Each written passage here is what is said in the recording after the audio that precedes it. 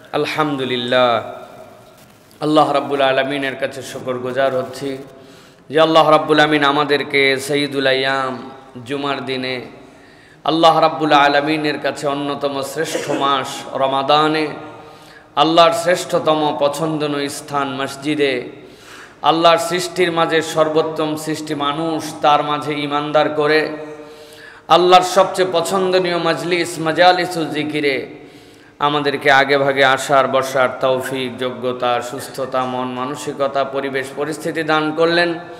সেই আল্লাহর কাছে আমরা তাঁরই শেখানো বাক্যে কালিমাতুশ শুকর আদায় করছি। সকলে আনন্দ চিত্তে আল্লাহকে খুশি করার জন্য পড়ছি আলহামদুলিল্লাহ। দরুদ এবং সালাম বর্ষিত হোক মানবতার মহান মুক্তির দূত আকায়ে নামদার তাজেদারে মদিনা আপনার আমার প্রিয় রসুল জনাবে মুহাম্মাদুর রাসূলুল্লাহ সাল্লাল্লাহু আলাইহি ওয়াসাল্লামের প্রতি। সম্মানিত হাজিরিন, আজকের এই রমাদানের জুমাতে জুমা পূর্ব সংক্ষিপ্ত অধিবেশনে আমরা যে বিষয় থেকে আজকে কথা শুনব সেটি হচ্ছে আল্লাহ রাব্বুল আলামিন এই রমাদানকে আমাদের জন্য অনন্য করে প্রেরণ করেছেন। একটা মানুষ যদি কোরআন সুন্নাহর আলোকে নিজের রমাদানকে হৃদয়ে ধারণ করতে চায় এবং নিজের রমাদানকে সফল করতে চায়, তাহলে এমন 11টি গুণাগুণ আছে যেই গুণাগুণ বান্দা যদি নিজের মধ্যে নেয়, রমাদান এটা তাকে শিখায়, তাহলে সে একজন জান্নাতি মানুষ হিসাবে আল্লাহর কাছে পরিগণিত হবে। গুণাগুণ কয়টা? 11টা। প্রত্যেকটি রমাদান আমাদেরকে ট্রেনিং দিয়ে দিয়ে আমাদেরকে এই গুণওয়ালা বানানোর জন্যই মূলত রমাদান আমাদের কাছে এসেছে। আমরা কুরআনুল কারীমের 11টা আয়াতে কারিমা থেকে এই 11টি গুণাগুণ এবং একটি বোনাস, সব গুণাগুণকে যেটি শাইনিং করবে, সব গুণাগুণকে যেটি উজ্জ্বল করবে, সব গুণাগুণকে যেটি আলোকিত করে আরও বেশি ব্রাইট করবে, এরকম একটি গুণাগুণ। সুতরাং 11টা গুণাগুণ সাথে আরেকটা ব্রাইটনেস, রমাদানের মধ্যে এই প্যাকেজ যদি আমরা নিতে পারি, ইনশাআল্লাহ আমাদের প্রত্যেককে আল্লাহ রাব্বুল আলামিন জান্নাতি হিসেবে কবুল করে নেবেন। আজকে আমরা সংক্ষিপ্ত সময়ে এই বিষয়গুলি শোনার জন্য চেষ্টা করব। সাথে সাথে এগুলি যদি আমাদের মধ্যে না থাকে তাহলে সেগুলি ধারণ করার জন্য চেষ্টা করব। কেননা রমাদান আমাদের কাছে এজন্য আসে নাই যে আমি কেবল না খেয়ে থাকবো, আমি কেবল পানাহার বাদ দিব, এইটুকুর জন্য রমাদান আসে নাই। রমাদান আসছে আমাকে পরিবর্তিত মানুষ বানিয়ে জান্নাতের উপযুক্ত করার জন্য। সুতরাং প্রিয় ভাইয়েরা, যেই গুণাগুণগুলির কথা আলোচনা করব, এর প্রথম গুণ যেটি আল্লাহ রাব্বুল আলামিন বলেছেন সেটি হচ্ছে প্রত্যেক বান্দার জন্য জরুরি তার একটি বিশুদ্ধ হৃদয় অর্জন করা, বিশুদ্ধ অন্তরের মালিক হওয়া। যেই অন্তরটা তার বিশুদ্ধ এবং যেই অন্তরটা আল্লাহ রাব্বুল আলামিনের কাছে কবুল, ওইটাই হচ্ছে মূলত বিশুদ্ধ একটি হৃদয়। আল্লাহ রাব্বুল আলামিন বলছেন, দুনিয়ার মানুষ সব কিছু তোমার যেরকম ইবাদত বন্দেগী তুমি করো দেখা যায়, কিন্তু একটা ইবাদত, যে ইবাদত দুনিয়ার মানুষের কাছে প্রমাণ দেওয়ার সুযোগ নাই। আপনি সালাত আদায় করেছেন কি করেন নাই এইটা দুনিয়ার মানুষ দেখতে পায়। আপনি যাকাত দিয়েছেন কিনা কেউ না জানলেও আপনার ম্যানেজার বা যিনি হিসাব রাখে অন্তত মানুষ বুঝতে পারে এই লোকটার সম্পদ এরকম যাকাত দেয় না। আপনি দুনিয়ার বুকে যদি হজ করেছেন কি করেন নাই আপনার যেরকম এটি দেখা যায়, কিন্তু একমাত্র ইবাদত হচ্ছে সিয়াম। আপনি যদি স্বীকার করেন আপনার থেকে যে আপনি সিয়াম আছেন, কারো প্রমাণ করার সুযোগ নাই আপনি সিয়াম নাই। আর আপনি যদি নিজে নিজে ওইটা ভেঙে ফেলেন, দুনিয়ার মানুষের কাছে প্রমাণ নাই যে আপনি ভেঙেছেন কি ভাঙেন নাই। এই রমাদান আপনাকে একটা বিশুদ্ধ হৃদয় দান করে, যেই হৃদয় কেবলমাত্র আল্লাহর জন্য কাজ করে। আল্লাহ বলছেন, আমি রব হিসাবে দেখতে চাই আমার বান্দা যেন বিশুদ্ধ হৃদয়ের মালিক হয়ে যায়। আল্লাহ রাব্বুল আমিন কুরআনুল কারীমের সূরা হাসর 10 নম্বর আয়াতের মধ্যে বলছেন, ওয়াল্লাযীনা জাউ মিন বাদিহিম ইয়াকুলুনা রাব্বানা ইগফির লানা ওয়া লিইখওয়ানিনা আল্লাযীনা সাবাকুনা। আল্লাহ বলছেন, দুনিয়ার মানুষ ভালো করে বোঝো, আমি রব্বুল আলামিন তোমাদেরকে অন্তর দিলাম, আবার ওই অন্তরের মধ্যে তোমাদের গিল, অন্তরের মধ্যে যে দেশ, অন্তরের মধ্যে যে বিদ্বেষ তৈরি হয়, ওইটা যদি তোমার অন্তরে থাকে, তোমার অন্তর বিশুদ্ধ অন্তর হতে পারে নাই। আল্লাহ বলছেন, ইমানদারদের জন্য দায়িত্ব হবে, যেই মানুষেরা আমাদের আগে চলে গেছে ওই মানুষের জন্য তারা আল্লাহর কাছে দোয়া করে, রব্বানা ইগফির লানা, ও আমার রব, তাকে আমি চিনি না, সে কোন দেশে বসবাস করে তাও আমি জানি না, কিন্তু আমি একটা দাবিতে তার হয়ে তোমার কাছে ফরিয়াদ দেই, যেই মানুষটা ইমানের দৃষ্টিভঙ্গিতে আমার ভাই, আমি তার জন্য ফরিয়াদ দিচ্ছি, দুনিয়ার কোন প্রান্তে সে শুয়ে গেছে আমার জানা নাই, কিন্তু আমি বললাম রব্বানা ইগফির লানা ওয়া লিইখওয়ানিনাল্লাযীনা সাবাকুনা বিল ঈমান, আমার যেই ভাইটা ঈমান নিয়ে দুনিয়ার থেকে চলে গেছে, আল্লাহ তার ক্ষেত্রে তুমি ক্ষমাই কেবল করবে না, আমি আমার পক্ষ থেকে আরেকটা দাবি দিলাম, ওয়ালা তাজআল ফি কুলুবিনা গিল্লাল লিল্লাযীনা আমানু, ঈমানদারের ব্যাপারে, ঈমানদার ভাইয়ের ব্যাপারে আমার অন্তরের মধ্যে যেন কোনো বিদ্বেষ না থাকে, আমার অন্তরের মধ্যে যেন কোনো গিল না থাকে, আমার অন্তরটা যেন তার জন্য অশুদ্ধ চিন্তার অধিকারী না হয়। রব্বানা ইন্নাকা রাউফুর রহিম, আমার রব এটা সহজ কাজ নয়, এটা বড় কঠিন কাজ, কিন্তু আমি জানি আমার রব রউফ, আমার রব রাহিম, আমার রব চাইলে আমাকে এই নিয়ামত দিতে পারেন। এই জন্য ঈমানদার মাত্র আল্লাহর বান্দা হিসাবে নিজেকে যদি আল্লাহর কাছে উপস্থাপিত করতে চায়, অন্তরের মধ্যে হিংসা বিদ্বেষ, অন্তরের মধ্যে গিল রাখা যাবে না।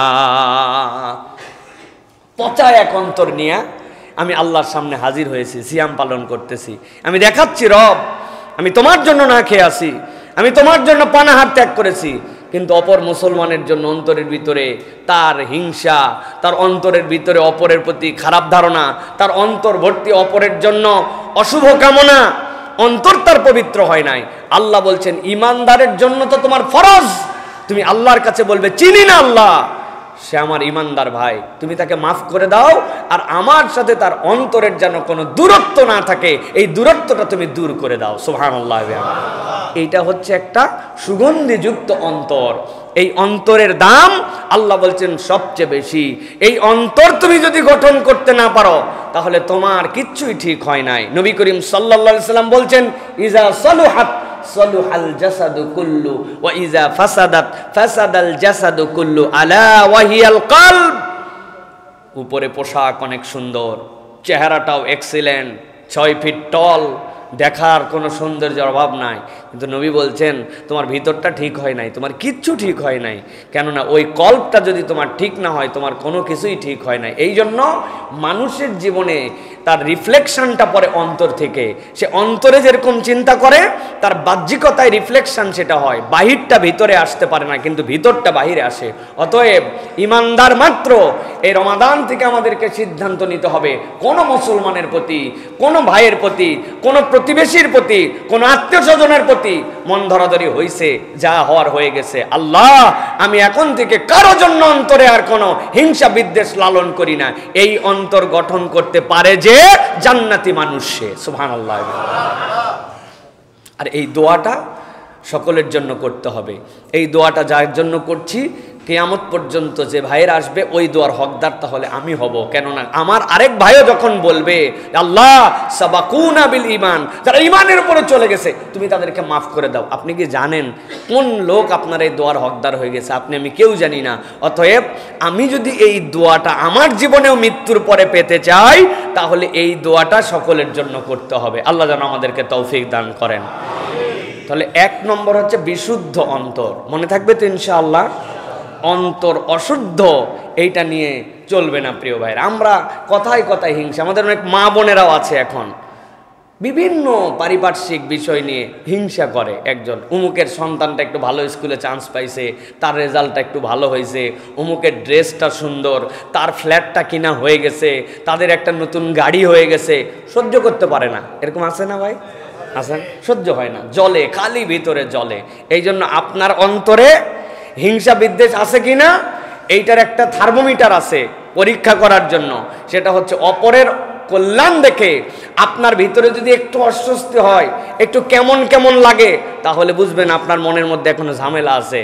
আর আপনার মন বিশুদ্ধ কিনা বুঝবেন অপরের যতই কল্যাণ হোক, আপনি বলেন আলহামদুলিল্লাহ দিল থেকে, ওইটা কেউ দেখতে পায় না কিন্তু আপনি জানেন, সাথে সাথে কামনা করেন আল্লাহ আমার ভাইকে আরো দাও আর আমাকেও তার সাথে দাও, তোমার ভান্ডারে তো কম নাই। এটা হচ্ছে ইমানদারের দাবি হবে।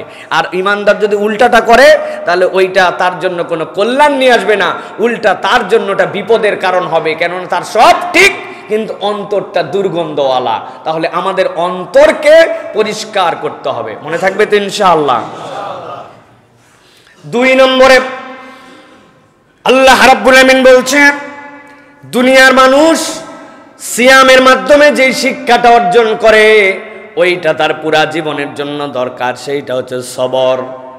আল্লাহ রাব্বুল আলামিন কোরআনুল কারীমের মধ্যে বলছেন ইয়া আইয়ুহাল্লাযীনা আমানুসবিরু ওয়া সাবিরু ওয়া রাবিতু ওয়াত্তাকুল্লাহা লাআল্লাকুম তুফলিহুন। আল্লাহ ডাক দিয়ে বলছেন ইমানদার, তুমি যদি ইমানের উপরে আল্লাহর কাছে ইস্তেকামত থাকতে চাও, তুমি যদি আল্লাহর কাছ থেকে রিওয়ার্ড পেতে চাও, রব্বুল আলামিন বলছেন ইমানদারদের জন্য দায়িত্ব হচ্ছে আল্লাহ রব্বুল আলামিনের সন্তুষ্টির উপরে সবর করা। যে ইমানদারের জীবনে সবর নাই, ওই ইমানদারের জীবনে আসলে ইমানের পূর্ণতা নাই। এই জন্য সালাফরা বলছে একজন ইমানদার মৌলিকভাবে 2টা দিকে তাকে সবর করতে হয়। একটা হচ্ছে সবরুল উলিয়া, আরেকটা হচ্ছে সবরে সুগরা। মনে রাখবেন সবরে সুগরা আমাদের জীবনে আছে। অসুখ হয়ে গেছে, তারপরে আল্লাহর প্রতি অসন্তুষ্ট হই নাই, রব্বুল আমিন ভালো করে দিবেন। সন্তানটা আমার অত ভালো রেজাল্ট করতে পারে নাই, তাও রব্বুল আমিনের প্রতি আমি সবর করে আছি, আমার রব হয়তো কল্যাণকর কিছু করে দিবেন। দোকানে ব্যবসায় লস হয়ে গেছে, কামাই রুজি নাই, তারপরে আল্লাহর প্রতি সন্তুষ্ট আছি। এইটা হচ্ছে সবরে সুগরা।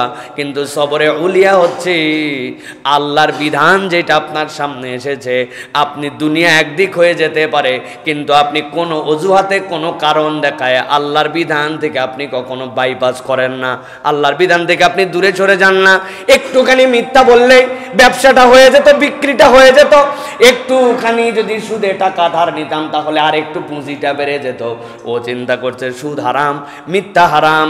আপনি হাজার প্রচেষ্টা করার পরেও সে সবর করে থেকে গেছে, আমার আল্লাহর বিধানের উপরে আমি আছি, আমি আমার আল্লাহর হুদুদকে অতিক্রম করি না। মূল সবর হচ্ছে এইটা, বান্দা যত প্রতিকূল অবস্থায় হোক আল্লাহ রাব্বুল আলামিনের হুকুমকে অমান্য করে না।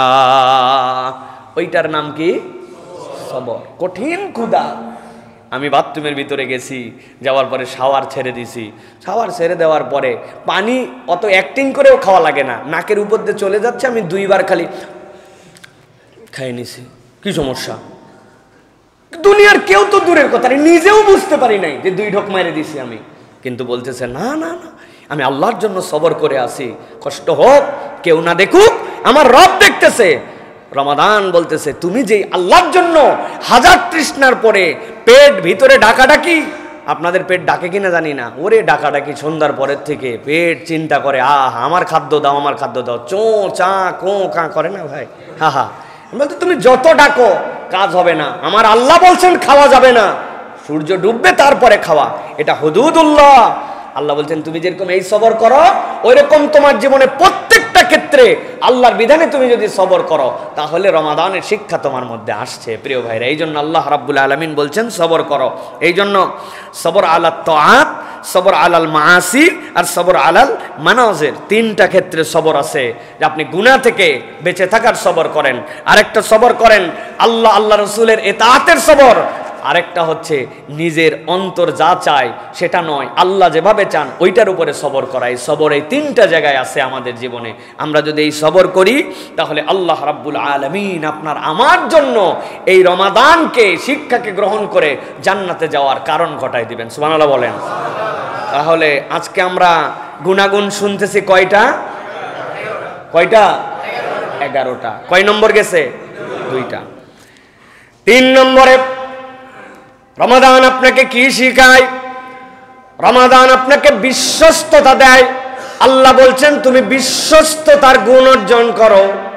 আল্লাহ রাব্বুল আমিন কোরআনুল কারীমের মধ্যে বলছেন সূরা নিসা ৫৮ নম্বর আয়াত, আল্লাহ বলছেন ইন্নাল্লাহা ইয়া'মুরুকুম আন তুআদ্দুল আমানাতি ইলা আহলিহা ওয়া ইযা হাকামতুম বাইনান নাসি আন তাহকুমু বিল আদল ইন্নাল্লাহা নি'মা ইয়া'iযুকুম বিহি ইন্নাল্লাহা কানা সামিআন বাসীরা। আল্লাহ রাব্বুল আমিন বলছেন, ও দুনিয়ার মানুষ, আমি তোমাদের জন্য দায়িত্ব দিলাম। ইন্নাল্লাহা ইয়া'মুরুকুম, আল্লাহ তোমাদেরকে নির্দেশ দিচ্ছেন, আন তুআদ্দুল আমানাতি ইলা আহলিহা, তোমার যে যে প্রাপ্য আছে ওই প্রাপ্য যার ওই অনুযায়ী তুমি তোমার আমানতদারিতা হায়াত। আল্লাহ রাব্বুল আমিন বলছেন, আল্লাহর পক্ষ থেকে নির্দেশ হচ্ছে তুমি যার হক আছে তার হকটা তুমি আদায় করে দাও। তোমার ওই হক আদায় করতে যে তুমি যেন কখনো ২ নম্বর করো না। আল্লাহ নবী এটার দৃষ্টান্ত উপস্থাপন করেছেন। তাফসিরে কুরতুবির ভিতরে এসেছে, মক্কার লোকেরা সোম আর বৃহস্পতিবার কাবার দরজা খুলে দিত। কাবার দরজা খুলে দেওয়ার পরে যারা পজিশন অনুযায়ী লোক অনুযায়ী ওই ব্যক্তিগুলা তখন খানায় কাবার মধ্যে ঢুকতো। খানায় কাবার মধ্যে ঢুকে ঢুকে সেই সময় তারা ইবাদত করত। নবী করিম সাল্লাল্লাহু আলাইহি সাল্লাম কোনো এক সোমবারে খানায় কাবার দরজা তখন খুলে দেওয়া হয়েছে। খানায় কাবার চাবির মালিক ছিল তখন ওসমান বিন তালহা। নবীজি বললেন, ওসমান, আমার তো হৃদয়ের মধ্যে চাই আমি একটু কাবার ভিতরে ঢুকবো। ওসমান ইবনে তালহার সাথে সাথে বলল, মুহাম্মদ, খবরদার তুমি খানায় কাবার ভিতরে ঢোকা তো দূরের কথা, এরকম কোনো ইচ্ছাও পোষণ করবে না, গেট আউট। আল্লাহ নবীকে এমনভাবে শাসায় দিছে, সাথে সাথে কিছু কটু কথাও শোনায় দিছে। আল্লাহ নবী কিচ্ছু বলেন নাই। নবী করিম সাল্লাল্লাহু আলাইহি ওয়াসাল্লাম তাকে বললেন, এমন একদিন আসবে ওসমান ইবনে তালহা, জেনে রাখো ওই চাবির মালিক আমি মুহাম্মদ হয়ে যাব। নবীজি সাল্লাল্লাহু আলাইহি ওয়াসাল্লাম মক্কা বিজয় হয়ে গেল। মক্কা বিজয় হওয়ার পরে আল্লাহ নবী সাল্লাল্লাহু আলাইহি ওয়াসাল্লামের ভয়ে তটস্থ সবাই, কিন্তু নবীজি জেনারেল ক্ষমা করে দিলেন, কেবল 11 জন ব্যক্তিকে ক্ষমার বাহিরে রাখলেন। আল্লাহ নবী বলে দিলেন, ওরা যদি খানায় কাবার গিলাপ ধরেও চলে তাদের জন্য বিচার করা হবে, কেননা এই মানুষগুলা হত্যাকারী ছিল, এই মানুষগুলা লুণ্ঠনকারী ছিল। ইসলাম হত্যাকারী, লুণ্ঠনকারী, ব্যভিচারীর জন্য কোনো ক্ষমার সুযোগ রাখে নাই। নবী করিম সাল্লাল্লাহু আলাইহি ওয়াসাল্লাম এরপরে খবর দিতে বললেন, ওসমান বিন তালহা কোথায়, ডাক দাও তো। ওসমান বিন তালহার হৃদয়ের মধ্যে আর পানি নাই। মুহাম্মদ সাল্লাল্লাহু আলাইহি ওয়াসাল্লামকে খানায় কাবায় ঢুকতে তো দেই নাই, উল্টা আবার তাকে গালাগাল করেছিলাম। আল্লাহ নবী বলেন, চাবিটা দাও তো ওসমান। উপায় নাই আর, নবীজির হাতে দিয়ে চাবি দিয়ে দিয়েছে। আল্লাহ নবী বললেন, ওসমান, তোমাকে ক্ষমা করে দেওয়া হলো, তোমাকে মাফ করে দেওয়া হলো। এরপরে আল্লাহ নবী চাবি খুলে খানায় কাবার ভিতরে ঢুকলেন, খানায় কাবাকে পরিষ্কার করলেন। আল্লাহ নবী সেখানে আল্লাহর জন্য সিজদায় পড়ে গেলেন। আল্লাহ নবী সাল্লাল্লাহু আলাইহি ওয়াসাল্লাম সিজদা থেকে উঠলেন। দীর্ঘ সময় পরে যখন বেরিয়ে আসলেন, আসার পরে হযরতে আবু বকর, হযরত ওমর, হযরত ওসমান, হযরত আলী সবাই তাকায় আছেন। খানায় কাবার যে চাবি, এইটার একটা ইজ্জত আছে। আর খানায় কাবার চত্বরে হাজিরা যারা আসে তাদেরকে জমজমের পানি খাওয়ানো, এইটার একটা ইজ্জত আছে। এই দুইটা নিয়ামতের মালিক যে মক্কার বুকে তারা বিশাল বড় ফাঁপড় নিয়ে চলাফেরা করে। মক্কা থেকে যখন রিহলাতুশ শিতাই ওয়াস সাইফ, একটা ইয়েমেনের সফর হতো, আরেকটা সফর হতো ওই তুরস্কে, আরেকটা সফর হতো। ওই মানুষগুলা যখন রওনা দিতেন, আল্লাহ রাব্বুল আলামিন কোরআনুল কারীমের মধ্যে বলেছেন, এরা 2 দফা 2 দিকে সফর করার জন্য যেত। সিরিয়ায় যেত আর ইয়েমেনে যেত। সুযোগ পাইলে জোর যার মুল্লুক তার ডাকাতি করে তাদের সম্পদ নিয়ে নিত। কিন্তু যেই না কুরাইশ কাফেলাকে কোনো ডাকাত এসে ধরতো, সাথে সাথে তারা বলতো, আমাদেরকে ধরার তোমার অধিকার নাই, কেননা হাজিদেরকে আমরা পানি খাওয়াই। এই কথা শুনলে ডাকাতরাও তাদেরকে ছেড়ে দিত না, এরা সম্মানিত। এখন যেই মানুষরা ইসলামের জন্য এত ডেডিকেটেড, এত বেশি ইসলামের জন্য অবদান রেখেছেন, সবাই তাকায় আছেন। আল্লাহ নবী তো খানায় কাবার থেকে বের হয়ে দরজার চাবি লাগাইছেন, চাবিটা এখন যে পাবে তার সম্মান বেড়ে যাবে। আল্লাহ নবী ডাক দিলেন, ওসমান ইবনে তালহা এবং তার বংশের লোকেরা কোথায়? তারা চিন্তা করছে খানায় কাবায় ঢোকার আগে নবীজি কিছু বলে নাই, এখন ভিতর থেকে বেরিয়ে আসছে। ওই দিন তাকে কেবল ঢুকতেই দেই না এরকম নয়, খারাপ ব্যবহার করেছিলাম, যা ইচ্ছা তাই আচরণ করেছিলাম। এখন তো আল্লাহ নবী কেবলমাত্র ওসমান বিন তালহাকে ডাকে নাই, সাথে সাথে সব তার বংশের লোককেও ডেকেছে। উপায় নাই, আজকে ফতে মক্কার পরে আল্লাহ নবীর উপরে একটা কথা বলবে এরকম কারো শক্তি নাই। আল্লাহ নবীর কাছে সকলে যখন কাজুমাজু করে আসছে, আল্লাহ নবী হাতের চাবিটা নিয়ে বললেন, ওসমান ইবনে তালহা, এই চাবিটা তোমাকে দিয়ে দেওয়া হলো, কিয়ামত পর্যন্ত তোমার বংশের কাছে এই চাবিটা আমানত। আল্লাহ রাব্বুল আলামিন বলছেন ওসমান ইবনে তালহার এই ঘটনা, ইন্নাল্লাহা ইয়া'মুরুকুম আন তু'আদ্দুল আমানাতি ইলা আহলিহা, যার প্রাপ্য এটা যদি আমানতের সাথে তুমি আদায় করে দাও তাহলে তুমি আল্লাহর কাছে বিশ্বস্ততা অর্জন করতে পারবে। সাথে সাথে দায়িত্ব দেওয়া হলো, ওয়া ইযা হাকামতুম বাইনান নাসি আন তাহকুমু বিল আদল, বান্দার সাথে যখন তোমার বিচার ফয়সালা আসবে তখন দল দেখা যাবে না, পার্টি দেখা যাবে না, আত্মীয় দেখা যাবে না, তখন ইনসাফের সাথে ন্যায় বিচার করা ইমানদারের দায়িত্ব। আপনার দলের লোক জামিন পায় আর আলেম ওলামা হইলে ওই লোক যদি আপনার বিরোধী হয় তাহলে তার জন্য জামিন হয় না, এরকম বিচারহীনতার সংস্কৃতি আমরা দেখেছি কিনা? দেখছি কিনা? আল্লাহ রাব্বুল আলামিন বলছেন, ইন্নাল্লাহা নি'মা ইয়াযুকুম বি, আল্লাহর উপদেশ কতই না সুন্দর। আল্লাহ নিজেই বলছেন, আল্লাহ বলছেন, ইন্নাল্লাহা কানা সামিআম বাসীরা, আল্লাহ বলছেন, ও বান্দা তুমি যা করো না কেন আর তুমি যা বলো না কেন সব কিছুর জন্য সর্বদ্রষ্টা এবং সর্বশ্রোতা হচ্ছেন আল্লাহ। দুনিয়ার কেউ যা দেখে না তা দেখে কে? দুনিয়ার কেউ যা শোনে না তা শোনার ক্ষমতা আছে কার? আল্লাহ এই জন্য বলছেন, আল্লাহ তোমাকে কতই না সুন্দর উপদেশ দিচ্ছেন, তুমি খবরদার বিশ্বস্ততা হারায় না। আপনার আব্বা মারা যাওয়ার সময় আপনি বড় ভাই, আপনি মেজো ভাই, আপনাকে বলে গেছে জমি জমাগুলো ইনসাফ মতো বন্টন করে দিস। আপনার বোনটা মরার বয়স হয়ে গেল, আপনার মরার বয়স হয়ে গেল, আজ পর্যন্ত ভাইয়েরা বোনের জমি দেয় নাই। এরকম টাটকা মুসলমান, টাটকা রোজাদার আছে না ভাই? কারা তারা? হাত তোলেন দেখে একটু। আপনি জমি দেন নাই? প্রিয় ভাইয়েরা, আমাদের মধ্যে এরকম মুসলমান আছে। তাহলে রমাদান আপনাকে বিশ্বস্ততা বানানোর শিখালো। আপনি কেবল পানাহার আর খাওয়া থেকে বিশ্বস্ত হলেন, কিন্তু আপনি জমি জমা দেওয়াতে বিশ্বস্ত হলেন না, আপনি ইনসাফ করলেন না। নবীজির কাছে একজন সাহাবী আসছে, আসার পরে বলছি, ইয়া রাসূলুল্লাহ হাযা ইবনি, এটা আমার ইবনি, আর এর জন্য আমি একটা গোলাম রেখেছি, তাকে আমি অনেক মহব্বত করি। নবীজি বললেন, আল্লাকা ওয়ালাদ, তোমার কি আর কোনো সন্তান আছে? বলে নাম ইয়া রাসূলুল্লাহ। বলে তুমি কি তাদের জন্য গোলাম দিয়েছো? বলে না। বলে শোনো, হয় এর গোলাম ত্যাগ করাও অথবা সকল সন্তানকে গোলাম দাও। তুমি তোমার সন্তানের মধ্যে একই মায়ের পেট থেকে আসার পরে তোমার টান অন্তরে থাকতে পারে, কিন্তু প্রকাশের ক্ষেত্রে তুমি বেইনসাফ করতে পারবে না। আল্লাহু আকবার! কি পরিমাণ আল্লাহ রাসূল সাল্লাল্লাহু আলাইহি সাল্লাম এটা দায়িত্ব দিয়েছেন, কিন্তু আমরা বিশ্বস্ত হতে পারি নাই। তাহলে আমাদেরকে বিশ্বস্ত হতে হবে। রমাদান আমাদেরকে বিশ্বস্ততার শিক্ষা দেয়। এটা হচ্ছে আমাদের জন্য 3 নম্বর। 4 নম্বরে ক্ষমা এবং ইহসান। যদি কেউ আল্লাহর কাছ থেকে ক্ষমা পেতে চায় তাহলে ক্ষমার গুণ অর্জন করতে হবে আর ইহসানওয়ালা হতে হবে। আমি একটা আয়াতে কারিমা আপনাদের কাছে বলবো, অবাক হয়ে যাবেন। রব্বুল আলামিন কি পরিমাণে এই জায়গাতে একটা দলের অপরাধের কথা বর্ণনা করেছেন। সূরা মায়েদা 13 নম্বর আয়াত। আল্লাহ রাব্বুল আলামিন বলছেন, ফাবিমা নাকদিহিম মিসাকাহুম লাআন্নাহুম। আল্লাহ বলছেন এমন একটা দল, যেই দল শাস্তির উপযুক্ত, যেই দল লানত প্রাপ্ত, যেই দল আল্লাহ রাব্বুল আলামিন কর্তৃক অভিশপ্ত। অভিশপ্তের কারণ কি ছিল? আল্লাহ বলছেন নাকদিহিম মিসাকাহুম, এই মানুষগুলা অঙ্গীকার কখনো ঠিক রাখে নাই। আল্লাহর কাছে ওয়াদা করছে একটা, আর ওয়াদা ভঙ্গ করত, এই কারণে আল্লাহর শাস্তিপ্রাপ্ত। গভীর মনোযোগে খেয়াল করেন, টপিকের নাম হচ্ছে ক্ষমার এহসান।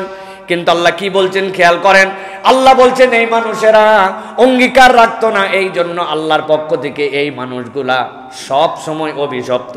আল্লাহ বলছেন তাদের আরেকটা দোষ, ওয়াজআলনা কুলুবাহুম কাসিয়া, এই মানুষগুলা যখন অঙ্গীকার ভঙ্গ করেছে, ওয়াদা করে ওয়াদা রাখে নাই, তখন তাদের অন্তরগুলা শক্ত হয়ে গেছে। ওই অন্তরের মধ্যে আর কোন রকম দয়া নাই, ওই অন্তর আল্লাহর দিকে বিনয়ী হয় না। এটা তাদের 2 নম্বর অপরাধ।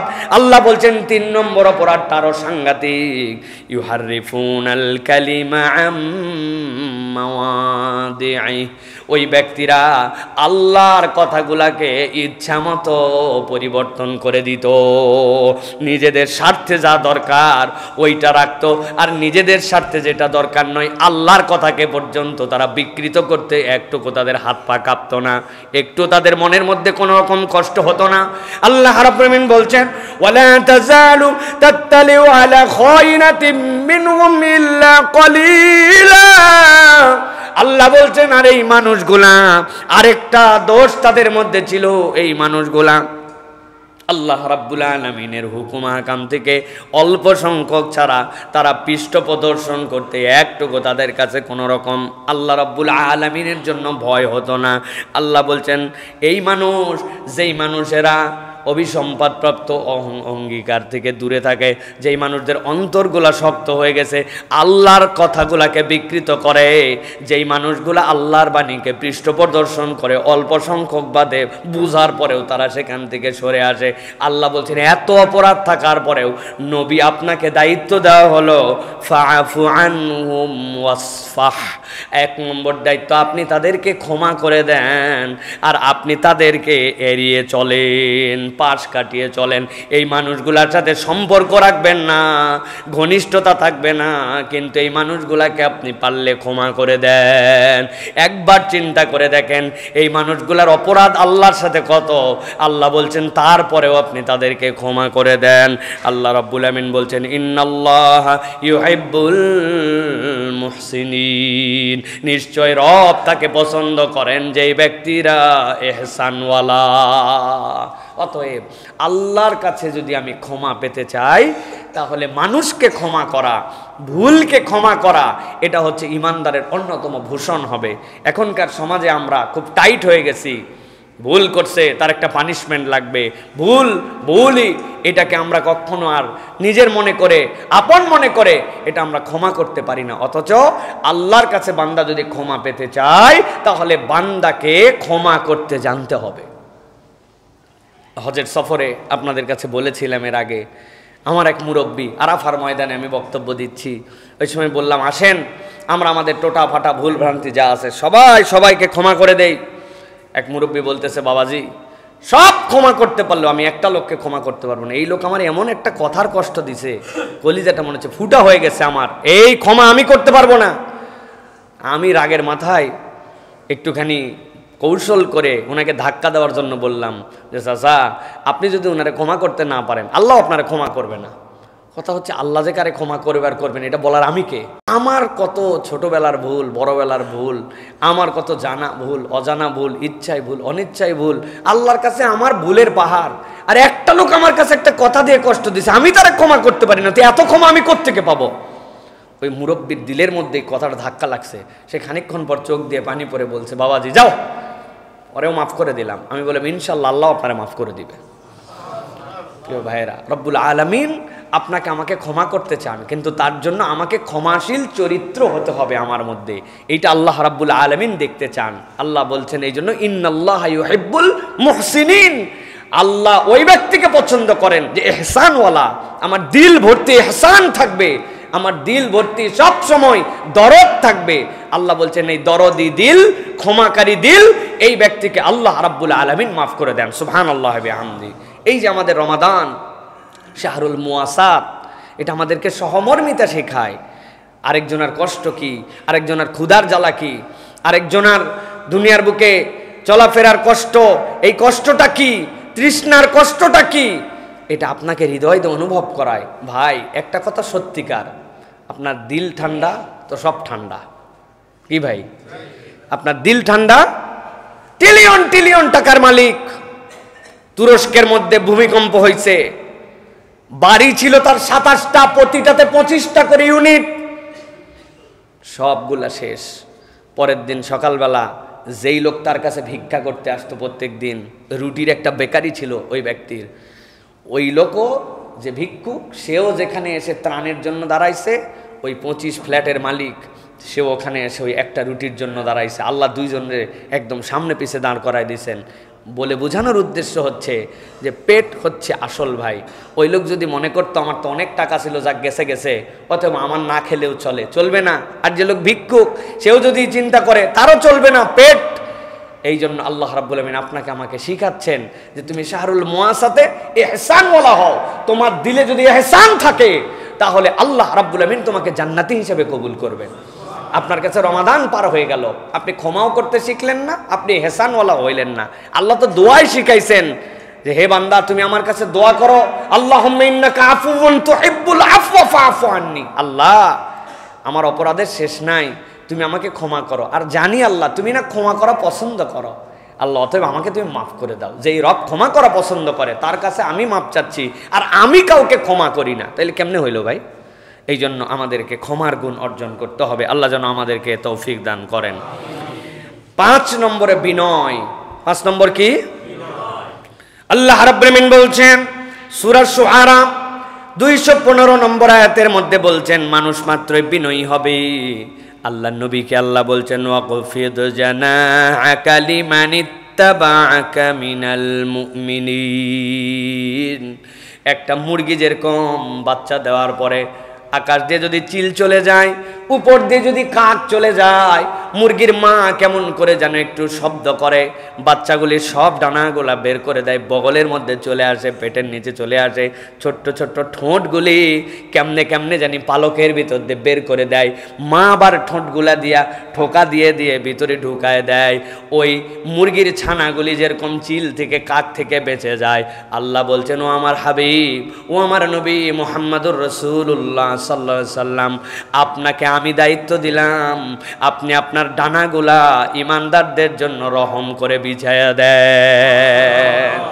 নবী করিম সাল্লাল্লাহু আলাইহি ওয়াসাল্লাম তো মানুষ, কিন্তু তাকে উদাহরণ দেওয়া হয়েছে আপনি আপনার ডানাগুলা।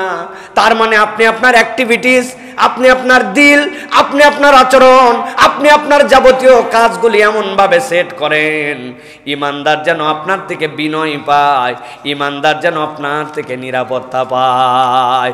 আফসোস আর আফসোস, এখন ইমানদারের কাছে ইমানদার নিরাপদ নয়। ঠিক না ভাই?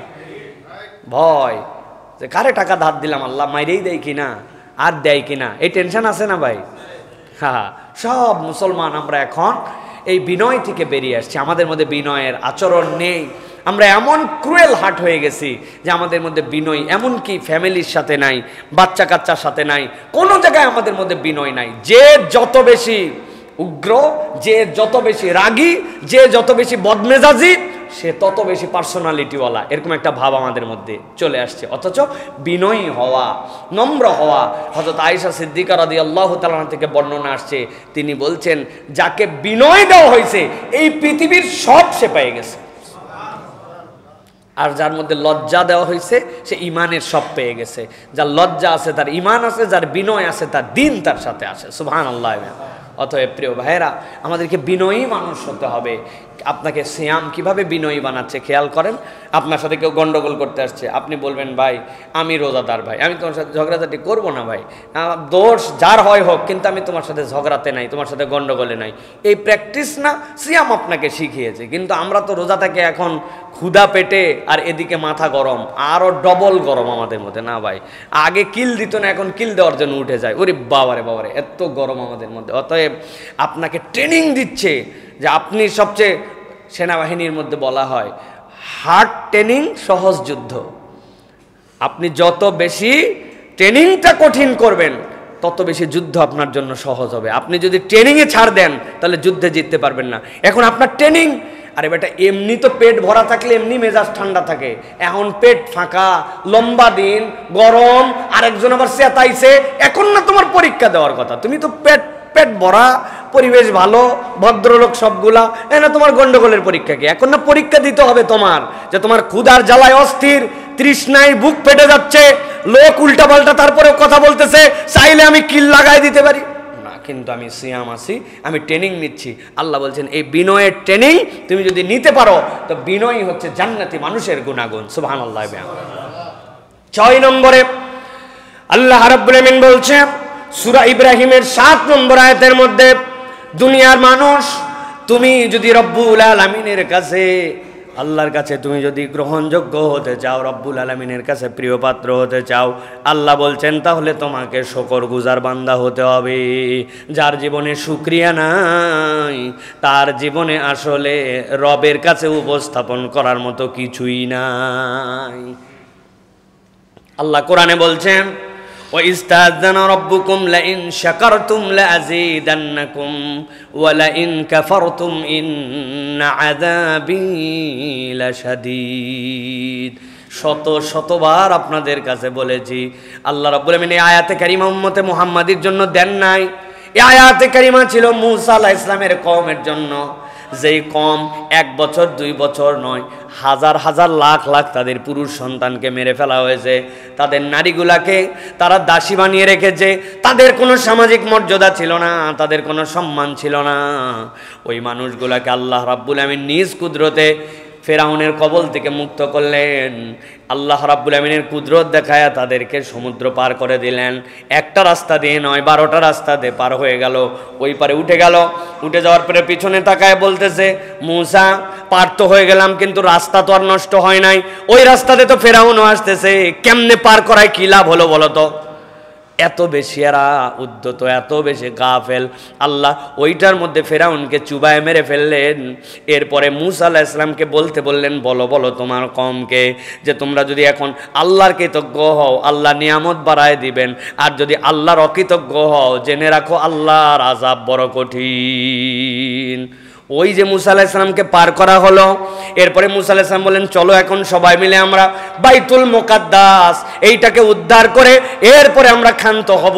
যেই রব আমাদেরকে এত বড় মুক্তি দিলেন, ফেরাউনের 8 লক্ষ লোককে সমুদ্রের তলায় চুবায় মেরে ফেললেন, সাথে সাথে তারা বলতে শুরু করলো আমাদের হাতে এত সময় নাই, কেবল আমরা একটু আরাম পাইছি, তুমি আর তোমার আল্লাহ যায় যুদ্ধ করো, আমাদের যুদ্ধে যাওয়ার সময় নাই। নাউজুবিল্লাহ। আল্লাহ মরুভূমির মধ্যে তাদেরকে ফালালেন, ফালাই এমন একটা সার্কেলের মধ্যে ঢুকাই দিলেন, 40 বছর এক জায়গায় খালি ঘুরছে আর ঘুরছে, বের হতে আল্লাহ দেন নাই।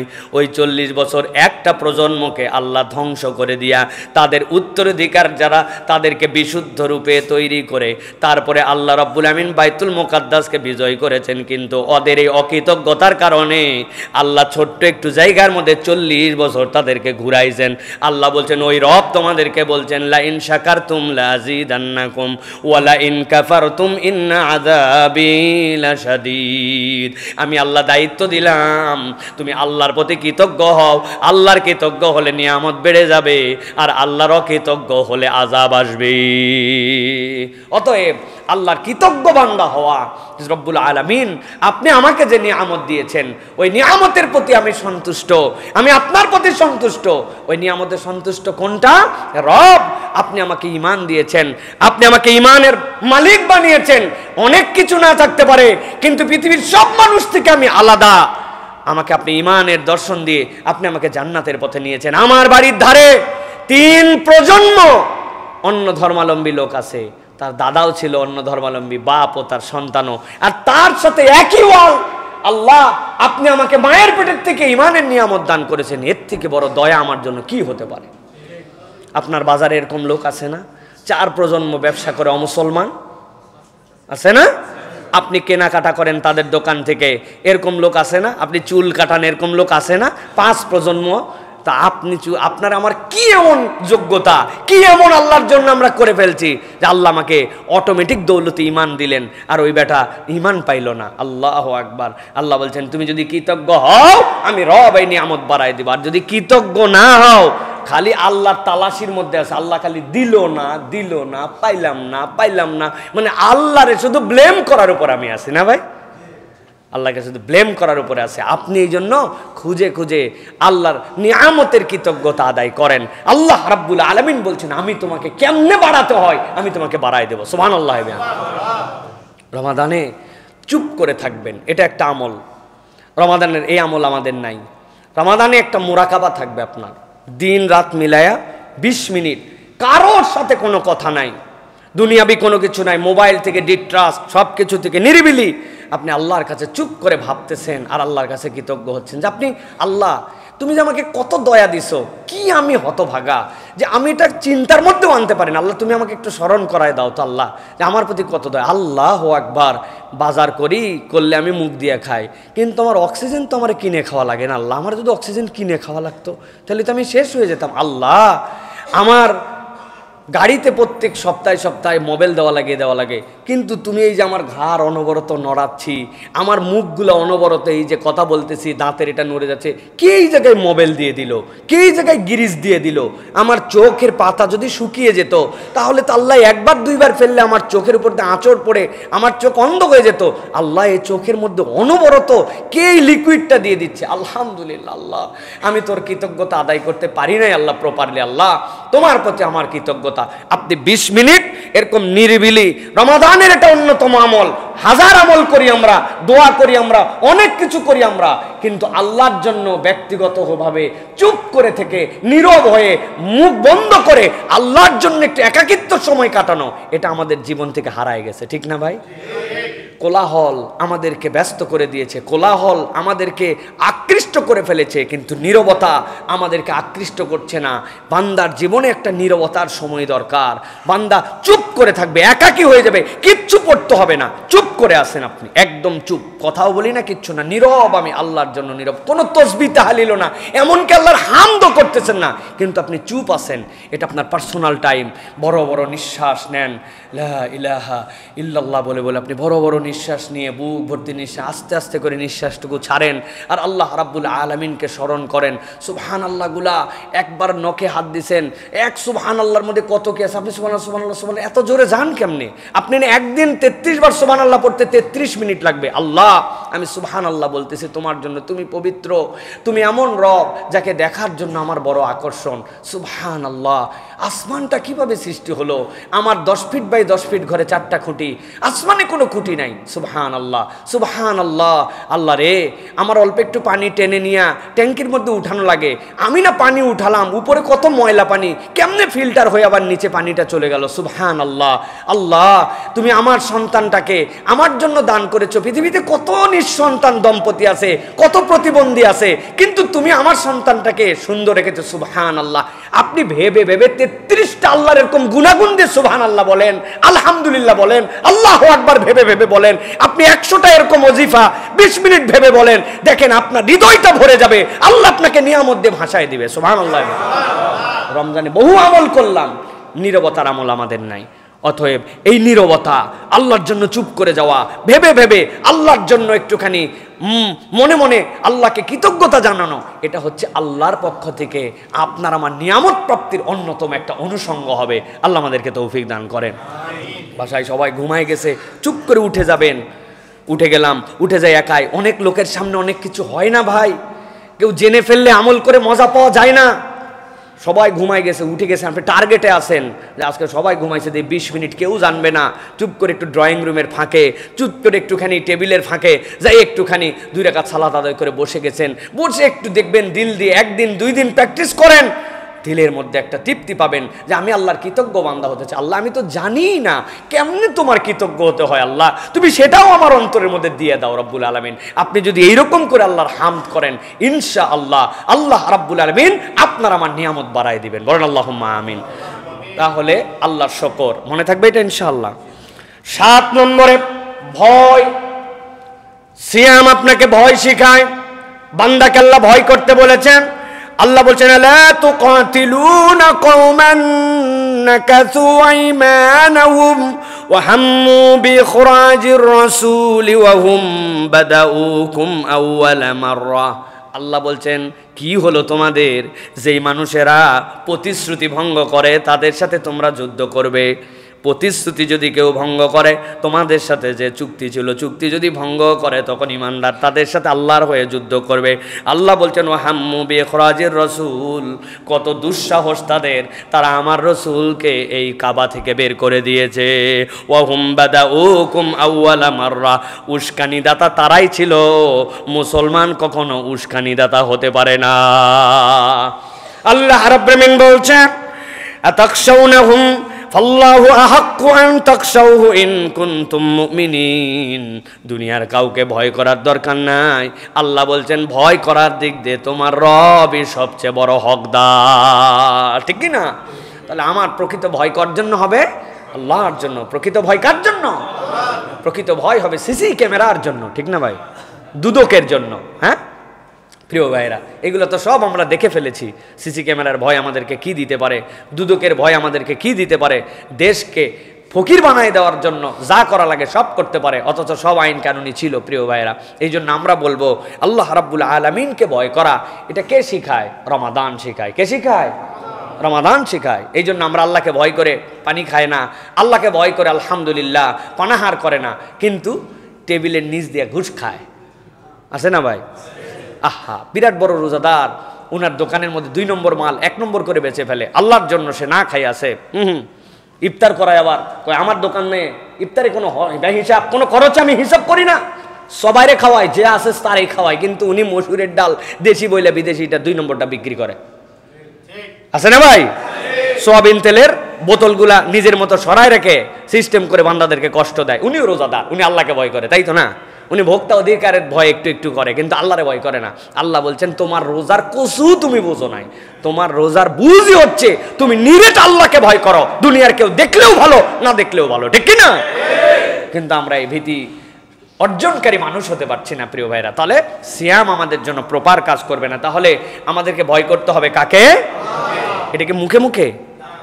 এটা অন্তর থেকে ফিল করতে হবে যে আমি যে আল্লাহর ভয়ে খাই না, পানাহার করি না, চোখের গুনাহ করি না, আমি এই অপরাধ থেকে বেঁচে থাকার চেষ্টা করি, ওই রব তো আমাকে সবসময় দেখে রে ভাই। তাহলে আমি কেমনে ওই রবকে ফাঁকি দেওয়ার জন্য চিন্তা করলাম? কেমনে আমি চিন্তা করলাম পার্সোনাল ঘরের মধ্যে আমি মোবাইলে গুনাহ করতে পারি, এটা কেউ দেখলো না, বাথরুমে গুনাহ করতে পারি, কেউ দেখলো না, দুনিয়ার মানুষ বাহিরে জানলো না, আমি ভিতরে একরকম রূপ নিয়ে চলাফেরা করতেছি, বাহিরে হুজুর ভেতরে শয়তান। আছে না ভাই?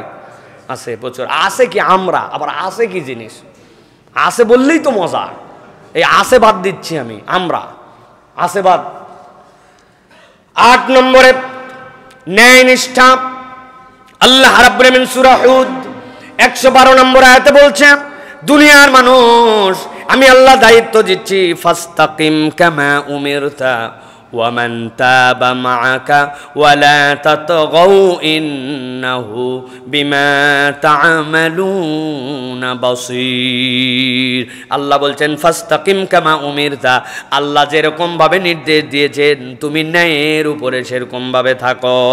ওয়ামান তাবা মাআকা ওয়ালা তাতগাউ ইন্নাহু বিমা তা'মালুনা বাসীর। খবরদার আল্লাহর পথ থেকে কখনো তুমি ধৃষ্টতা দেখিয়ে উদ্যত চরিত্র হয়ে তুমি বের হয়ে যেও না।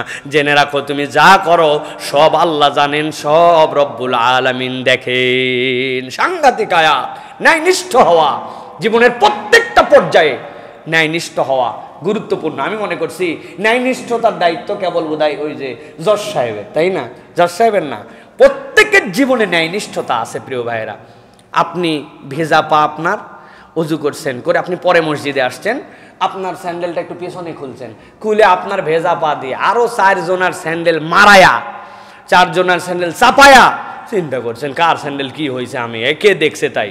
আপনি ন্যায়নিষ্ঠ হতে পারেন নাই মানুষ হিসেবে এখনো। ছোট্ট পয়েন্ট কিন্তু মাথার মধ্যে ঢুকাই রাখেন, আপনি ন্যায়নিষ্ঠ হতে পারেন না। আপনি অপরকে কষ্ট দিছেন, আপনি যাওয়ার পরে স্যান্ডেলটা হাতে নিয়ে উপর থেকে ফালাই দিয়েছেন, ঠাস করে পড়ছে, ভিতরে একজন নামাজ পড়তেছিল, তার কষ্ট হয়েছে। আপনি এখনো ন্যায়নিষ্ঠ হতে পারেন নাই। আপনি কষ্ট দিছেন, আপনার বাড়ি 3 তলায়, আরেকজন 4 তলায়, আপনার চেয়ারটা আপনি আপনার ফ্লোর টাকা দিয়ে কিনছি 1,25,00,000 টাকা দাম, 57,000 টাকা স্কোয়ার ফিট। আমি আমার প্লেটে কি করব না করব তোর কাছে হিসাব নেওয়া লাগবে না। দরজা লাগায় দম করে দরজা লাগাই দিছে, রাত্রে 12টার সময় মশলা মারতেছে খ্যার করে পুরা। আমার বাড়িতে আমি যা আই ক্যান ডু এনিথিং। আপনি ভাবতেছেন জি না, আপনি এখনো ন্যায়নিষ্ঠ হতে পারেন না। ইসলাম ধর্মটা হচ্ছে একটা এটিকেটের, ইসলাম ধর্মটা হচ্ছে একটা ম্যানারের। আপনার সাথে ঝগড়া করতে আসছিল, তারপরে আপনি বলছেন আমি রোজাদার, ঝগড়া করব না তোমার সাথে। আল্লাহ বলছেন তোমাকে যেই আল্লাহ এই ট্রেনিং দিল, সেই বান্দা তুমি ন্যায়নিষ্ঠ হতে পারো নাই, অপরকে কষ্ট দাও, অপরকে তুমি আরাম দাও না, অপরের হিসাব তুমি করো না। আল্লাহর কাছে আপনাকে হিসাব দেওয়া লাগবে। আপনি ফুলের গাছ একটা নিয়ে চলে আসছেন আপনার বারান্দায়, কে আপনারে আনতে বলছিল ফুলের গাছ? আপনি মনে করছেন এটা আমি পারলো, ও তো অর্থসূত্র ছিল মাটিতে থাকবে, কিন্তু আপনি উঠাই নিয়ে আসছেন। পানি দেন না, পানি না দিয়ে আপনি মেরে ফেলছেন আপনার গাছটাকে। হ্যাঁ মিস্টেকলি হতে পারে, কিন্তু ইন্টেনশনালি ওটার কোনো গুরুত্ব নাই। আপনি ন্যায়নিষ্ঠ বান্দা হতে পারেন নাই, আপনি ন্যায়নিষ্ঠ এখনো হতে পারেন নাই। আপনার বাচ্চা আপনার বাড়িতে একজন কাজ করে, আপনি আপনার কষ্ট বোঝেন, আপনি টাকা দিয়ে তারে খাটায়, টাকা দিয়েই কেবল খাটান না, সেও একজন মানুষ। আপনি তার জন্য কতটুকু দয়ার হৃদয়ের মধ্যে লালন করেন। আমি মাঝে মাঝে বলি, আপনার বাচ্চাকে প্রত্যেক দিন দুধের স্বর উপরে হাঁড়ির থেকে তুলে আপনার বাসার কাজের মানুষটা উঠায় দেয়, কিন্তু ওরা জীবনে কোনোদিন আপনার মন চাইলো না যে তারে দেয়। আপনার রান প্রত্যেক দিন আপনার বাচ্চা খায়, আপনার কাজের মানুষের ভাগে কোনোদিন একদিন আপনার রান গেল না। সবাই এরকম নয়, কিন্তু এগুলো আমাদের মাথার মধ্যে মনে রাখতে হবে। ওরা সারা জীবন মাটিতে ফালায় রাখলেন, আর আপনি সারা জীবন খাটে থাকলেন। ফাঁকা খাট আছে আপনার বাড়িতে অন্য ঘরে, তারপরেও সে কোনোদিন উপরে উঠে শুইতে পারলো না। আপনি ন্যায়নিষ্ঠ হতে পারেন নাই। সাহাবীরা বলতেছেন, নবী বলছিলেন তুমি যা পড়ো তাকে তাই পড়াও, তুমি যা খাও তাকে তাই খাওয়াও। আব্দুল্লাহ ইবনে মাসউদের খাদেমকে দেখে অপররা ঘাবড়ায় গেছে, আরে কোনটা মালিক আর কোনটা গোলাম। বলে তুমি এরকম বলে, আমার নবী ওই দিন বলার পরের থেকে বাবা আমার থেকে ভালো ওরে দেই, কারণ আমি ফাঁসে যেতে পারি। আল্লাহ আমার হিসাব আমাকে নাও নিতে পারেন, কিন্তু ওর জন্য যদি আমারে ধরেন সুবহানাল্লাহ। ওইটা ছিল সাহাবীওয়ালা চরিত্র, ন্যায়নিষ্ঠ মানুষ ছিলেন তারা। আর আমরা এখন ন্যায়ের আশপাশে নাই, আমরা কেমনে কত অন্যায় করতে পারবো আমরা সেইটার মধ্যে আছি। প্রিয় ভাইরা, রাস্তার মধ্যে বের করে পাইপটা রেখে দিচ্ছে, সরকারি জায়গা, পানি পড়ুক, রাস্তা ক্ষতি হোক, যা হোক, লোক যাক না যাক, এটা আমার কোনো ব্যাপার কিনা। আমি থাকি 10 তলায়, আমি কানটা খুসায়া ফালাই দিলাম কটন বাট, চলে গেল নিচে। আমি মনে করলাম আমি চিপসটা খাইয়া ফালাই দিলাম রাস্তার মধ্যে, খোসাটা ফালাই। আপনি ন্যায়নিষ্ঠ এখনো হতে পারেন নাই। আপনি হিসাব এবং বিবেচনা করেন। প্রত্যেকটা জায়গায় আমাদের ইহতিসাব করার জায়গা আছে। আমরা যদি হিসাব করে না চলি, তাহলে এইটা আমাদের জন্য কোনো ফায়দা দিবে না। আল্লাহ এই জন্য বলছেন যে তোমাদের মধ্যে সিয়াম পালন করে ইমানের সাথে সোয়াবের আশায়। সোয়াবের আশা কখন মানুষ করে? যখন হিসাব করে সে চলে, কোনটা করলে সোয়াব, কোনটা করলে গুনাহ। এই বিবেচনা করে চললে আল্লাহ অতীতের গুনাহ মাফ করে দেন। অতএব আমাদেরকে ন্যায়নিষ্ঠ হতে হবে। মনে থাকবে তো ইনশাআল্লাহ। 9 নম্বরে দয়া। আল্লাহ রাব্বুল আলামিন সূরা ইসরার 24 নম্বর আয়াতের মধ্যে বলছেন, সব মুসলমান এই আয়াত কম বেশি জানে। আল্লাহ বলছেন, ওয়াকফিদ লাহুমা জানাআদ-দুল্লি মিনার রাহমা ওয়া কুর রাব্বিরহামহুমা কামা রাব্বায়ানি সগীরা।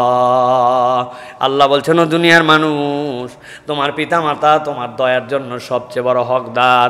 বাপ মার জন্য যদি আপনার দয়া না থাকে, আল্লাহ বলছেন ওই ব্যক্তি আল্লাহর রহমত থেকে বঞ্চিত।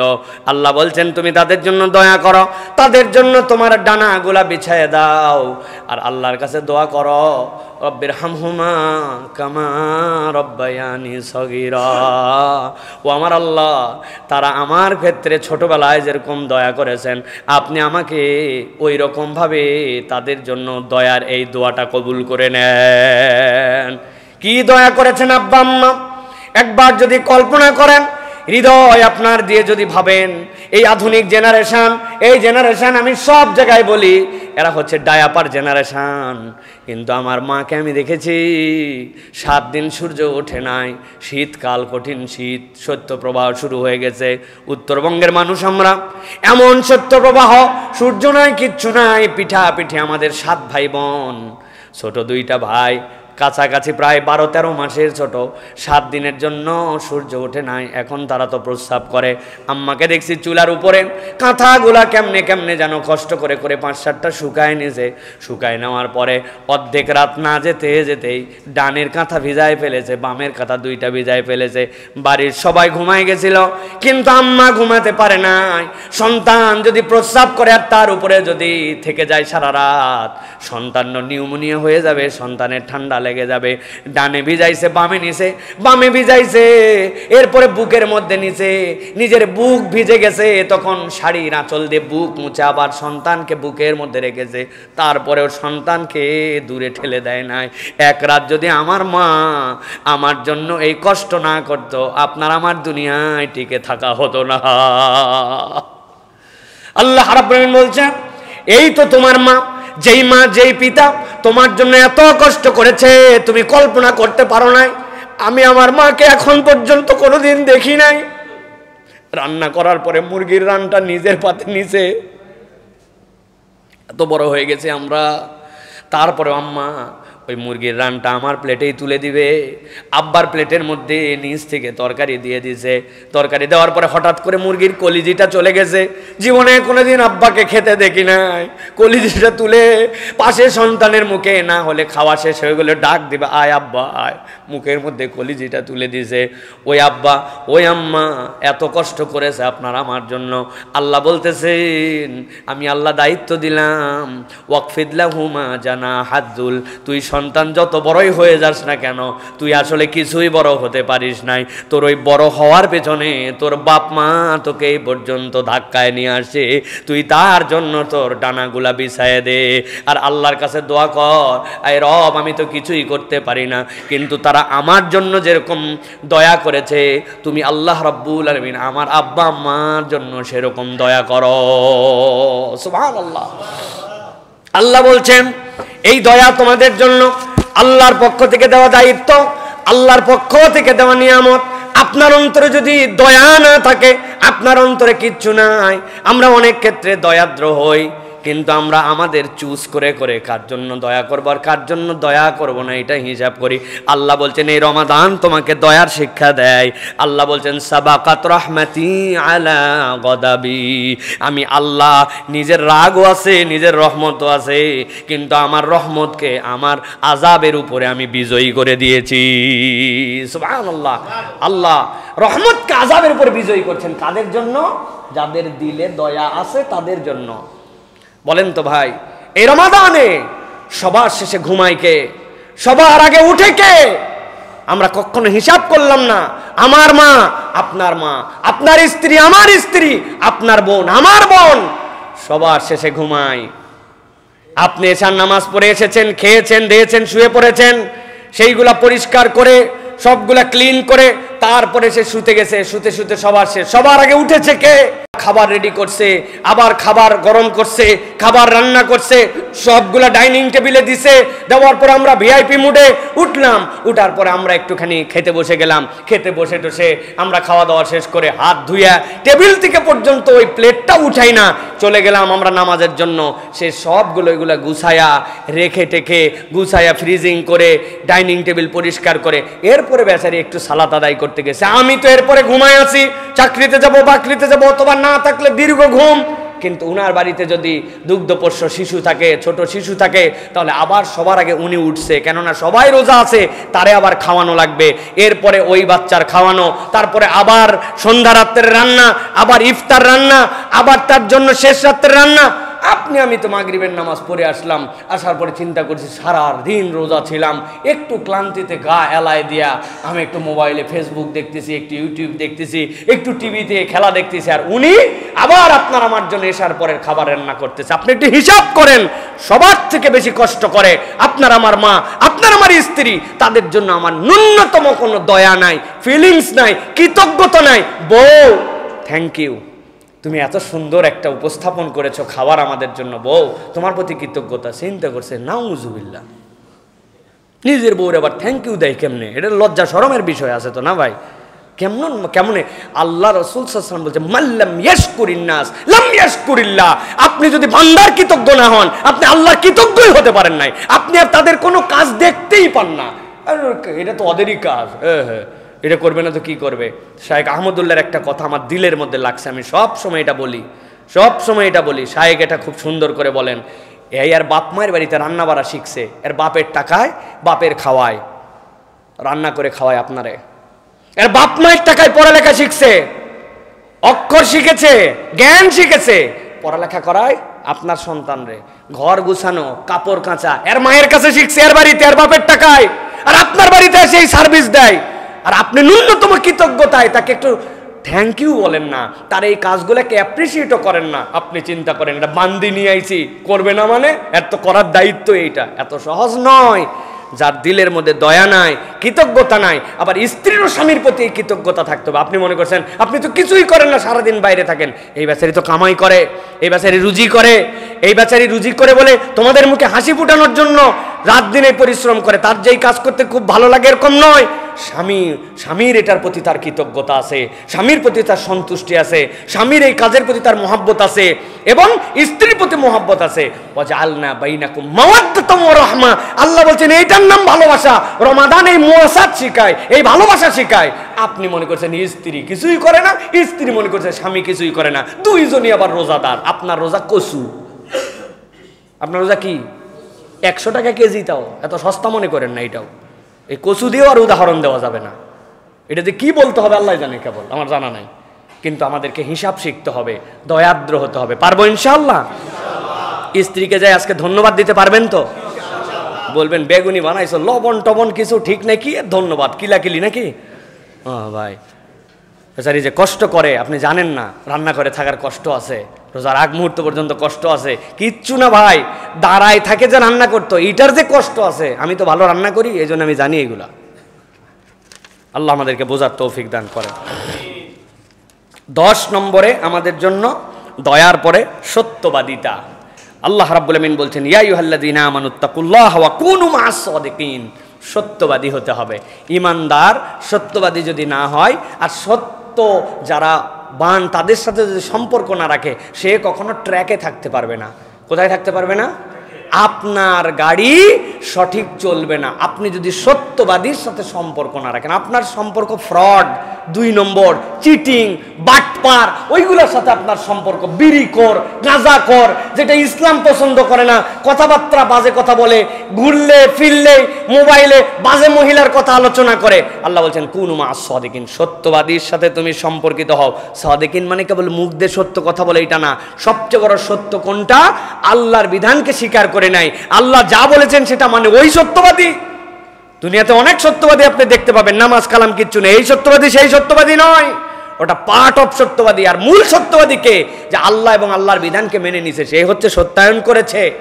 অতএব প্রিয় ভাইয়েরা, বাজে মানুষের সাথে ঘুরবো, বাজে সংস্রব বাদ দেই নাই। আবার আমি মনে করতেছি আমি সিয়ামকারী, আমার সিয়াম হচ্ছে না। প্রিয় ভাইয়েরা, সিয়াম আমাকে শেখাচ্ছে যে আপনাকে সত্যবাদীর সাথে সম্পর্কশীল হতে হবে। পারবো তো ইনশাআল্লাহ? আমরা এই ক্ষেত্রেও চালাক আছি। আমরা বলি হুজুর দুনিয়াটার অবস্থা বড়ই খারাপ, ভালো মানুষ আর নাই। আরে আফসোস মুরব্বীর, ভালো মানুষ আর নাই। আমি বললাম চাচা ভালো মানুষ নাই বুঝলাম, কিন্তু আপনি ভালো হলে সমস্যা কোথায়? আপনি ভালো হলে তো আমি আপনারে খুঁজে পাই একজন ভালো মানুষ। নিজে ভালো হবে না, কিন্তু সারাদিন আফসোস, না আগে অনেক ভালো ছিল দিন দুনিয়া, এখন আর ভালো নাই। আছে না এরকম? এটা একটা ভণ্ডামো। আপনি নিজে ভালো হই, আমি নিজে ভালো হই, তাহলেই তার একজন ভালো মানুষ খুঁজে পায়। আপনি খালি ভালো মানুষ খোঁজেন কেন? নিজে ভালো হতে মন চায় না কেন আপনার? আল্লাহ আমাদেরকে নিজেদেরকে ভালো হওয়ার তৌফিক দান করেন। 11 নম্বর, লজ্জা। ইমানদারদের জীবনের অন্যতম শ্রেষ্ঠ একটা গুণাগুণ। আল্লাহ রাব্বুল আমিন বলছেন কুল্লিল মুমিনিনা ইয়াগুদ্দু মিন আবসারিহিম ওয়া ইয়াহফাযু ফুরুজাহুম যালিকা আযকা লাহুম ইন্নাল্লাহা খাবীরুম বিমা ইয়াসনাউন। আল্লাহ বলছেন ইমানদারদেরকে দায়িত্ব দিলাম, চোখগুলো নামায় ফেলো আর তোমার লজ্জাস্থানকে হেফাজত করো। আল্লাহ বলছেন তুমি যদি এই 2টা কাজ করো, রব্বুল আলামিন বলতেছেন তোমাদের জন্য আল্লাহর পক্ষ থেকে নিয়ামত। অর্থাৎ ইমানদারের চরিত্র হবে লজ্জাশীল হওয়া। নারী কেবল পর্দা করবে এইটুকুই নয়, বরং একজন পুরুষের জন্য লজ্জাশীল হয়ে তার চোখের পর্দা আছে কিনা? আছে কিনা? আপনি বলতেছেন এলাকাটা একদম নষ্ট হয়ে গেল। আমি মোড়ের উপরে দাঁড়ায় দেখলাম প্রায় 20টা মেয়ে গেছে, এর মধ্যে 18টা মেয়েরই বুকে বুকে কাপড় নাই। উনি কত বড় আল্লাহর ওলি, চিন্তা করছেন আপনি? 20 মহিলার 18 জনের বুকে কাপড় নাই, উনি মোড়ের মধ্যে দাঁড়ায় গুনছে। তা আপনার এই চোখের পর্দা কই গেল ভাই? আমার মতো এরকম ঠোঁট কাটা করে কোদাল মার্কা আপনাকে কেউ বলবে না ভাই। আমি বোঝানোর জন্য আপনাকে এটা বলতেছি প্রিয় ভাইয়েরা। এই জন্য আমাদের নিজেদেরকে লজ্জাশীল হতে হবে প্রিয় ভাইয়েরা। লজ্জাশীল যদি না হয় আমরা বড় বিপদ। এই ক্ষেত্রে বড় বেশি বিষয় আছে। সেটি কি? যেমন খুশি আমি তেমন চলতে পারি, আমার শরীর আমার মতো চলতে পারি। একদল বেরোইছে না ভাই এরকম কথাবার্তা বলালো, হ্যাঁ আমার বিড়ি আমি খাইতে পারি, কোথায় খাবো আর কোথায় না খাবো তুমি বলার কে, তাই না প্রিয় ভাইরা? এটা কখনো সমাজ হতে পারে না। আপনি যদি এরকম কথাই বলেন তাহলে ইফটিজিং শব্দটাই তো আগে বাদ দেওয়া দরকার। মহিলা স্কুলের সামনে কোনো একটা ছেলে মন চাইছে তার, সে ল্যাংটা হয়ে দাঁড়ায় থাকলো, আপনি কি বারণ করতে পারবেন? অবশ্যই পারবেন। বলবেন না এটা তোমার ভদ্রতা নয়, এটা তোমার শালীনতা নয়, এটা একটা সমাজ। সমাজ মানে কি? আমরা সামাজিক জীব মানে কি? একজন আরেকজনের প্রতি নির্ভরশীল। কুত্তা সামাজিক জীব নয়। কুত্তার টেনশন করতে হয় না যে আমি পাত্র যেটাই খাবো ওটা চীনামাটির হবে না প্লাস্টিকের হবে, আমার পাত্রটা ভীমবার দিয়ে পরিষ্কার করা হবে নাকি অপরিষ্কার হবে, কুত্তার এই চিন্তা নাই। কিন্তু আপনার আমার চিন্তা আছে, আমার পাত্রটা আমাকে খেতে হবে, কিন্তু আমি পাত্র বানাতে পারি না। আরেকজন বানাতে পারে, যে পাত্রওয়ালা ও চিন্তা করে আমি নয় পাত্র বানাতে পারি, কিন্তু আমি তো আমার গায়ের জামা বানাতে পারি না, আরেকজন বানাতে পারে। একজন আরেকজনের প্রতি নির্ভরশীল।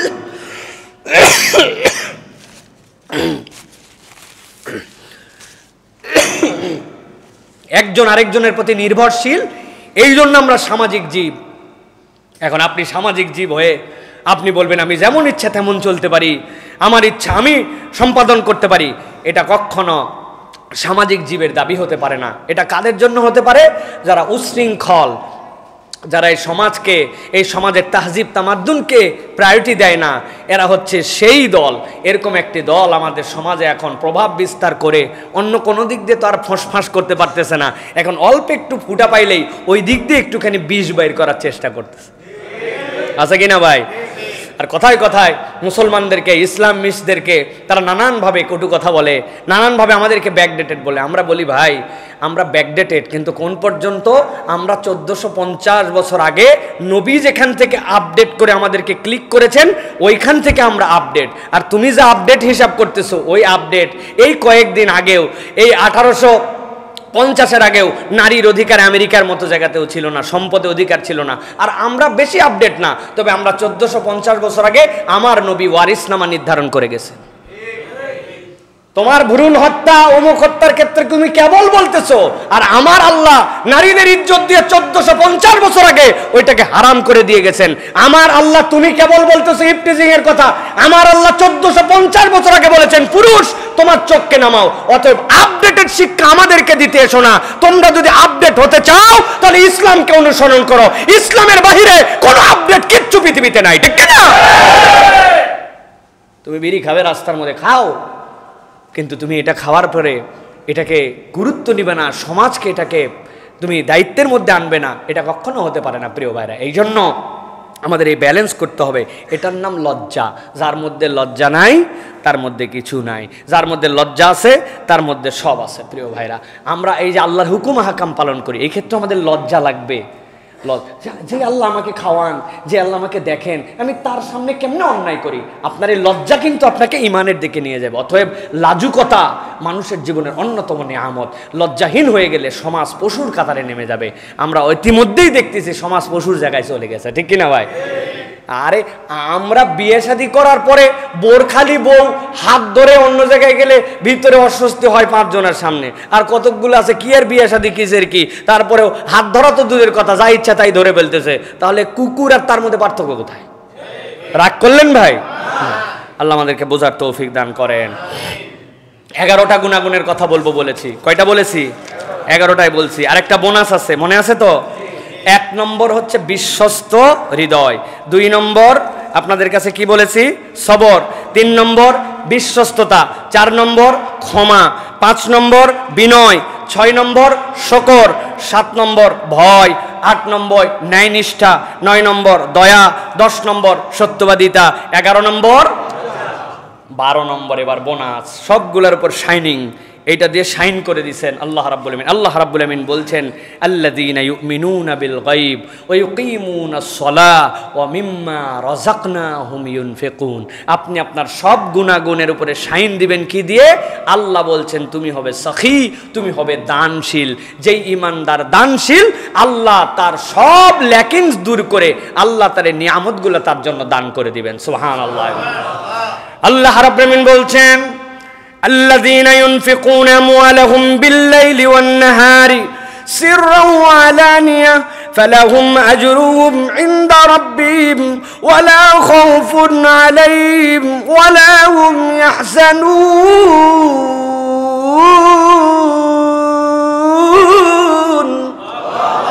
আল্লাহ বলছেন দুনিয়ার মানুষ, তুমি চিন্তায় আছো, তুমি ভয়ে আছো, দুশ্চিন্তা তোমার রিজিক নিয়া, দুশ্চিন্তা তোমার ইজ্জত নিয়া, দুশ্চিন্তা তোমার বারাকা নিয়া, ভয় তোমার সম্পদ যেন নষ্ট না হয়ে যায়, ইজ্জত যে পর্যন্ত অর্জন করেছে ওইটা যেন নষ্ট না হয়, আমার সম্পদটা যেন নষ্ট না হয়। আপনার যত দুশ্চিন্তার যত ভয়, আল্লাহ বলছেন আমি তোমার জন্য ঔষধ দিয়ে দিলাম। যেই মানুষেরা দিনে রাতে গোপনে প্রকাশ্যে সচ্ছলতা অসচ্ছলতায় দান করে, আল্লাহ বলছেন ফালা খাউফুন আলাইহিম ওয়ালা হুম ইয়াহজানুন। আমি আল্লাহ জিম্মাদার হলাম দুনিয়া আখিরাতে, তাদের কোনো ভয়ও নাই, তাদের কোনো দুশ্চিন্তাও নাই। সুবহানাল্লাহ। এক ঔষধে সব সেরে যাবে। আমাদের হকাররা বিক্রি করে না, যারা উঠলে বসতে পারেন না, বসলে উঠতে পারেন না, মাজায় ব্যথা টনটন করে, বাপরে মারে বলে চিল্লাচিল্লি করেন, একাত থেকে ওকাত ফিরতে, ওরে বাবা রে বাবা, পেটের পীড়া, মাথার ব্যথা, মাথাই খারাপ, এক ঔষধ সব আপনার জন্য ক্লিয়ার। এই যে আপনাকে সব ক্লিয়ার, আল্লাহ বলতেছেন আল্লাযীনা ইউনফিকুনা আমওয়ালাহুম, যারা দান করে দিনে রাতে প্রকাশ্যে গোপনে সচ্ছলতায় অসচ্ছলতায়, এক ওষুধে সব কাজ। আল্লাহ বলছেন তোমার কোনো দুশ্চিন্তাও নাই, তোমার কোনো ভয়ও নাই, সব দেখার দায়িত্ব আমার। আমরা কৃপণ, হার কৃপণ। এই জন্য আমি রমাদানে বলবো কেউ ফিরবে না খালি হাতে। এই রমাদানে আপনার প্ল্যান হবে এইটা, আপনার কাছে সবসময় খুচরা টাকা সবসময় আপনার প্রস্তুতিতে আপনার কাছে থাকবে। কেউ একজন চাইছে আম্মা সাইলা ফালা তানহার, কি জন্য চাইছে, কেন চাইছে, কি দিব না দিব, নানান কথাবার্তা। ন, আমার দেখার সুযোগ নাই, আমার কাছে চাইছে আমি দিয়ে দিছি। শুধুমাত্র মাদকাসক্ত, শুধুমাত্র নেশাখোর প্রমাণিত যদি হয় তাহলে আমি একে দিব না। তাছাড়া যে চাইছে আমার কোনোভাবে মিস নাই, আমার পকেটে 10 টাকা খুচরা আছে, 5 টাকা আছে, পকেটে আছে, টাকা আছে, যেমনে হোক চাইছে দিয়ে দিছি। আল্লাহ রাব্বুল আলামিন বলছেন আমার বান্দা যখন ছোট ছোট করে দেয়, আমি আল্লাহ তখন তাকে থোক থোক থোক থোক করে দেই। অতএব আল্লাহর কাছ থেকে পেতে হইলে আল্লাহ রাব্বুল আলামিনের জন্য দিতে হবে। আমরা যদি এই কয়টি গুণাগুণ আমাদের জীবনে নিতে পারি, ইনশাআল্লাহ আল্লাহ রাব্বুল আলামিন দুনিয়া আখিরাতকে সুন্দর করে, আমাদের রমাদানকে অপূর্ব করে আমাদেরকে জান্নাতের জন্য নিয়ে নেবেন। বলেন আল্লাহুম্মা আমিন। আল্লাহ আমাদের সকলের এই কথাগুলি শুনে আমল করার তৌফিক দান করেন। ওয়া মা তৌফিক ইল্লা বিল্লাহ।